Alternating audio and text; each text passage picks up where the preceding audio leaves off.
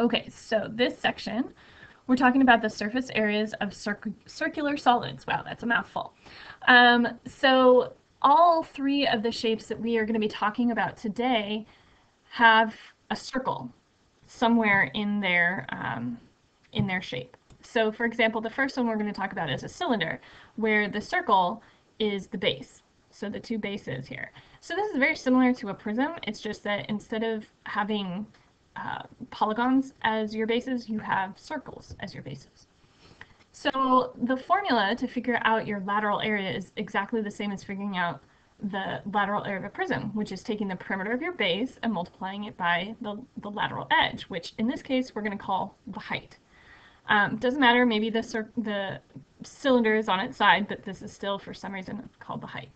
So anyway, in a circle, the perimeter is called the circumference. So the lateral area is circumference times height. And then your total area obviously is lateral area plus the area of both of your bases. Okay, so this should be very straightforward, I think, after doing 12.1. So if this is our cylinder that we need to figure out the lateral area and the total area of, the first one, lateral area, we're going to do the perimeter of our circle, or the circumference of our circle, which is 2 pi r, so 2 pi times 4, and then we're multiplying it by the height, or the lateral edge, if that feels more comfortable to you. So this comes out to be 96 pi square units, so don't forget the pi there. Now to figure out the total area, we do need to know the area of this circle, so with the radius of 4, the area of our base is going to be 16 pi, and therefore the total area is going to be the 96 pi, which is the lateral area, and then added to 2 times the 16 pi, since there's two bases, and we get a total of 128 pi square units. Okay, so the next shape that has a circle as a part of it is the cone. And the cone is kind of like the pyramid, right, with a circle for a base. So these two things that we've done, the cylinder and the cone, mirror the prism and the pyramids that we've already done in previous sections. So we do have a slant height, okay, and we will have an actual height, which would go from the vertex, it would go down here to the center of your circular base, and then it would connect over here, which just my drawing was terrible, which will make a little right triangle there. So that might help you in figuring out some information that you might need. Okay, so your formula to figure out your lateral area of your cone is just like the formula for the pyramid was 1/2 the circumference, or the perimeter of the base, times the slant height. But in this case, since the circumference is 2 pi r, the 2 from the 2 pi r and the 2 from the denominator cancel each other out. So we actually use pi rl as a more convenient formula to figure out the lateral area of a cone. But do whatever feels natural for you. If using this formula because it's similar to the formula for the pyramid, if that's easier to remember, then go right ahead. Okay, and then of course total area is lateral area plus the base. But there's only one base, so we don't have to add 2 of them. So here's our example.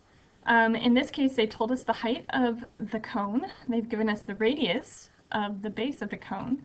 And so in order to complete this problem, we'll need to know what the slant height is. Luckily for us, that is a triple, so we got 3, 4, 5. We can figure out the lateral area is pi rl, or you could do the 1/2 2 times pi times 3 times 5 if you wanted to. Either way, it's going to come out to be 15 pi units squared. And then the total area, we just add on the area of the base, which is 9 pi. So we get a total of 24 pi square units. Okay, moving right along. Our last shape is the sphere. And you can see this whole thing looks like a big circle, but it's a ball, right? It's round, it's 3-dimensional. So the circle that you kind of see is this circle that's in here. So there is a radius, and the radius of the sphere, no matter where you draw it to from the center of the sphere, is always going to be the same. So if I were to, go from here up to the top, oops, that was terrible. This is also R, or I could go from here down. This is also R. I could go all the way out here, this direction if I wanted to. These are all R. all of my R's are terribly drawn, sorry. We'll erase that. But you get the idea. So all the radii there are going to be the same. So we only have one formula because there is no base in a sphere. So there is only a total surface area for a sphere that we have to worry about. And that formula is 4 pi r squared. 4 pi r squared. So it's very similar to the pi r squared, which is the area of a circle, but we have to multiply by 4. Okay, so here is our example. The radius is 3. We just plug that in and we get 36 pi units squared. The thing is, sometimes these problems, what you're going to have is maybe a hemisphere. So if it were a hemisphere, that means only the top half or the bottom half is being used. In which case, then you do have a lateral area and you have a total area. Because the lateral area would just be half of this, and then the total area, you'd have to add on the area of this circle base right there. Also, sometimes you're going to have shapes that are kind of combined. So perhaps a cylinder with a hemisphere on one top part and then a cone on the bottom part. So they're going to get creative. It's going to be harder than just plugging in 3 and figuring it out. Doesn't that sound fun? Yay!